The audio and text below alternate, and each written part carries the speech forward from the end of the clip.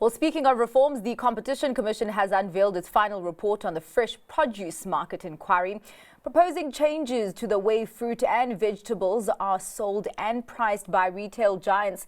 Now, the report proposes 31 key recommendations aimed at boosting competitiveness and paving the way for new entrants in South Africa's fresh produce market. And joining me in studio to discuss this further is the Competition Commission's Deputy Commissioner, Hardin Ratshisusu. Thank you so much for your time and for joining us in studio, Hardin. Let's actually, because this inquiry was really conducted from the side of the suppliers in the fresh produce market. On my side as a consumer, what impact does this have on me, the person who does consume these products? Thank you very much. As you have said, we released the report of this inquiry yesterday as the Competition Commission. And what we did when we looked at this, by the way, when we started to look into this area, we were concerned about rising food prices, right, at the time. And we then had to zoom into this, and over time we assessed and we picked up a lot of volatility in the fresh produce, particularly in fresh produce markets. Then we decided that the best way to look at this is to conduct a market inquiry, which is sort of a general investigation, which allows us to look at the market holistically. So we looked at the entire value chain. You're right. We started all the way from fertilizer dynamics at wholesale, national fresh produce markets, dynamics at retail, and then eventually what prevails as a price to the consumer. Okay, you talk about looking at the whole value chain, but are there parts in that value chain that maybe are the biggest inhibitors of competition that maybe need a lot more attention, or are the hurdles just across the value chain? What we have picked up, and you're right, there are areas where there are significant concerns.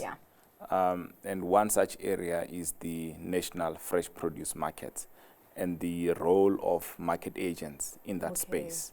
So we have picked up that there is a very high level of concentration of market agents, where in some cases, most produce in South Africa through those market agencies or through national fresh produce markets is done through just about 4 large market agencies.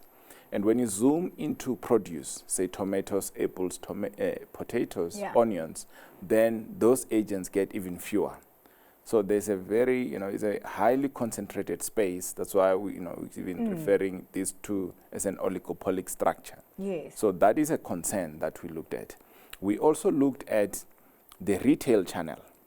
So this is also an important channel to consumers. And when we look at this channel, we picked up instances of very high markups in some produce. But when you assess how the product moves from the farm gate to the retail end, that price, that markup sort of dissipates in a way that the net margins, at least from the information that we've seen, become very low.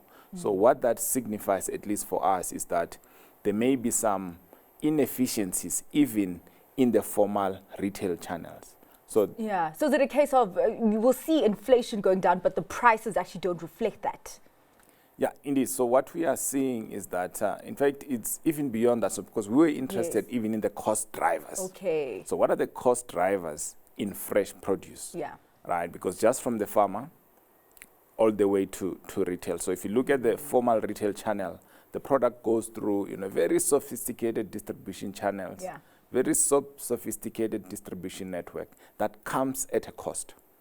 The formal nature of our retailers, they do come at a cost. So that's a cost that the consumer has to bear. Our question now is, does that reflect the utmost efficiency that you should be getting out of a system?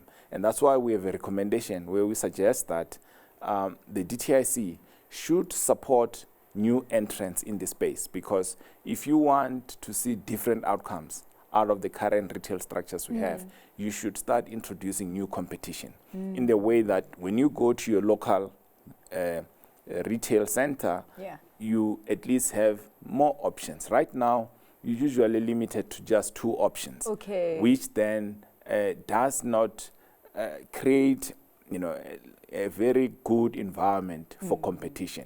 So that's, those are the sort of 2 areas. Yeah. You talk about the need for transformation as well. What does that need to look like? And does the burden then solely rest on regulatory authorities to fix that? This is a very important question because, and you're right, is it something that vests only with authorities? Yeah. Our view is that it goes both ways. So established industry players, the retailers themselves, so in their procurement, they should be introducing more of these small farmers. Because if you want transformation, we should be seeing more small and emerging farmers selling through these channels. When we check the national fresh produce market, again, there's a challenge there. It's large farmers that are predominantly selling through that channel.